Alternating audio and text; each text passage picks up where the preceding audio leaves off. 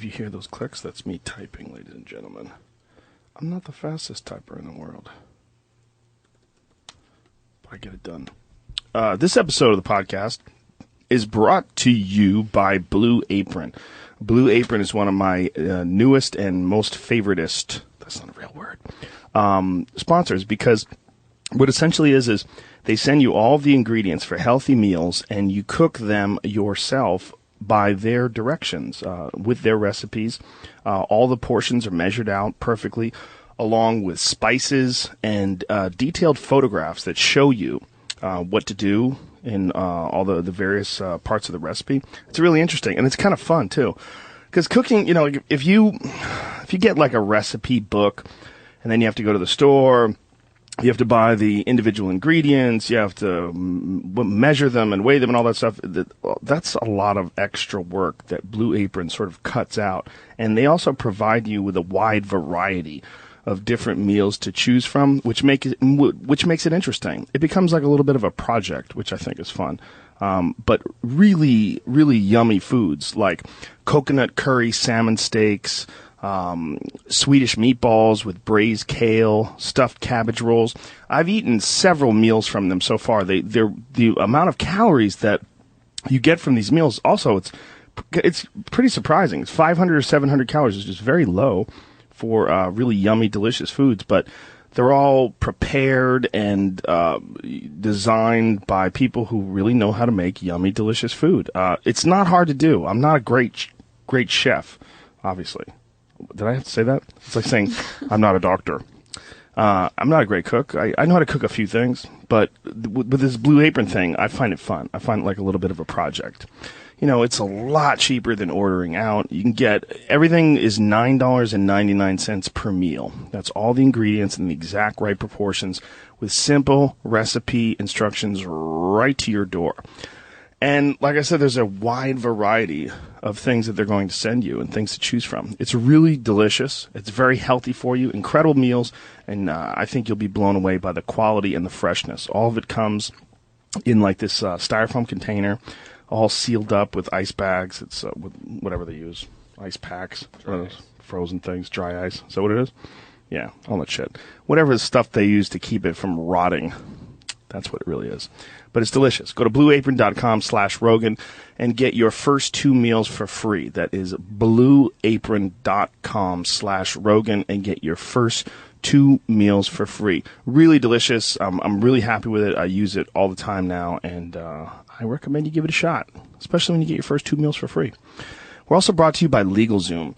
LegalZoom.com is a way where you can handle a lot of stuff that you would ordinarily have to go to a law office for. You can handle it all online. And everybody knows that anytime you have to deal with any office where you have to make an appointment and go there, that's a huge pain in the ass. You have to take time off work.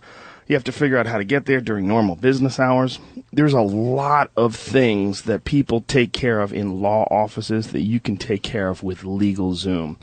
Self-help is the way to go with all these different, like, for the longest time, like, there's so many different parts of our society, of our civilized world, that you would have to go and talk to an expert, make an appointment, spend an exorbitant amount of money paying this expert to deal with shit. You could do with all sorts of legal things on your own, like a power of attorney, get a will, living trusts, forming an LLC. All that stuff is super easy to do on LegalZoom. LegalZoom also has an A+ from the Better Business Bureau, which is it's a huge relief if you're dealing with some sort of, like, what are they doing? What are they doing? They're legal help online? What? It sounds like it could be shady. LegalZoom has helped tons of people. We know so many people that have used it. It was originally used to start on it. Brian used it to form DeathSquad.tv, the LLC for that. Tom Segura and Christina Pazitsky, I think they use it too. It's really easy to do. Any moron who knows how to just fill out forms can do it. And if you get into a panic while you're doing it, they can connect you with a third-party attorney. LegalZoom is not a law firm, but they provide you with self-help legal services at your specific direction. And like I said, if things feel like they're going horribly wrong, LegalZoom can connect you with a third-party attorney. It's super easy to deal with, ladies and gentlemen, and very, very economical as well. And for a special savings, be sure to enter Rogan in the referral box at checkout. So go to LegalZoom.com. You can even get divorced. How about them apples? Probably not, though, let's be honest. Most of the time when people are getting divorced, there's like a little gamesmanship going on. But if you're amicable, if you both look at each other and go, let's just fucking end this, you can go to LegalZoom.com and take care of it. Anyway, go there, use the code word Rogan in the referral box at checkout, and save yourself some money. That's LegalZoom.com. Do you like my new song? It's very good. Thank you. Yeah. Don't use that LegalZoom. I'll write a better one for you. Anyway, Emily and Vincent are here from Buddhist Geeks, and let's just get cracking. Why fuck around? LegalZoom.com. Use the code Rogan. Joe Rogan Podcast. Check it out. The Joe Rogan Experience. Train by day, Joe Rogan Podcast by night. All day. I got to figure out a better way to do commercials, because it's always weird with two people out of three are just sitting there, and one person is talking, doing a bunch of... It creates an uncomfortable air in the room.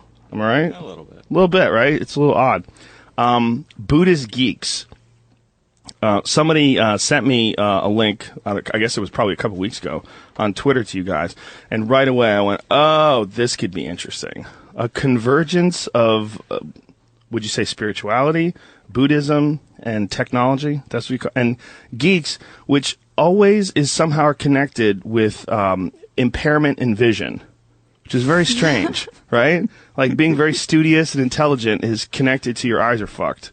Like every, you know, I mean, you're staring at screens all day, I think. Is that what it must be, right? Because as I've spent more time in front of the computer, my eyes have steadily gotten worse. But your image, the logo is the Buddha with glasses on. So even the divine are not immune to the perils of LCD screens. True enough. That's right. Is there a better way around this to do something where it doesn't completely destroy your vision? Maybe clairvoyance. Yeah, you could develop that capacity. That's the only way? But reading does it too, right? 'Cause we've always associated reading with... Or is it just getting old and we're just blaming it on a bunch of other shit? Could be that, but I think it's staring at things up close, you know? Yeah. There's just... I think the eyes just get used to staring at things up close, and then they just can't see far away anymore. That's my theory. With me, it's the opposite, though. My up-close vision is starting to suck. But my vision, like looking at you guys at this distance, is fine. It's perfect. That might be age, then. Yeah, I think it's age. Because when I put on reading glasses, things just get sharper. I'm like, oh, that's what things really look like. You know, like I could read everything without the glasses, but then when I put them on, I see if you look at pages, you can see the actual detail, the texture, and the paper itself. That's all gone to me. That's all gone in the real world. What is Buddhist Geeks? What are you guys doing? Well, we started several years ago as a podcast doing this kind of thing, talking to people. And really in the beginning, it was just my sort of early 20s rebellion against the Buddhist tradition. And I wanted to talk to people that weren't part of the mainstream Buddhist world, but had something cool to say, I thought. So we just basically started by talking to some different rebels, a lot of Gen Xers who are kind of coming up as teachers and meditation, experts or masters. And it sort of started there just as a kind of whim project with a couple friends, and then people responded, so we kept doing it, and we felt a sort of obligation to continue exploring Buddhism, technology, culture, the way it's globalizing, and we just sort of from there have just been on a sort of 8-year odyssey, and Emily recently, about 4 years ago, kind of joined the team, and we have been doing the mom and pop thing since. Yes. I love it. I love that Buddhism has rebels. Yes. Absolutely. What is the main thing that people not fight against, but rebel against with Buddhism?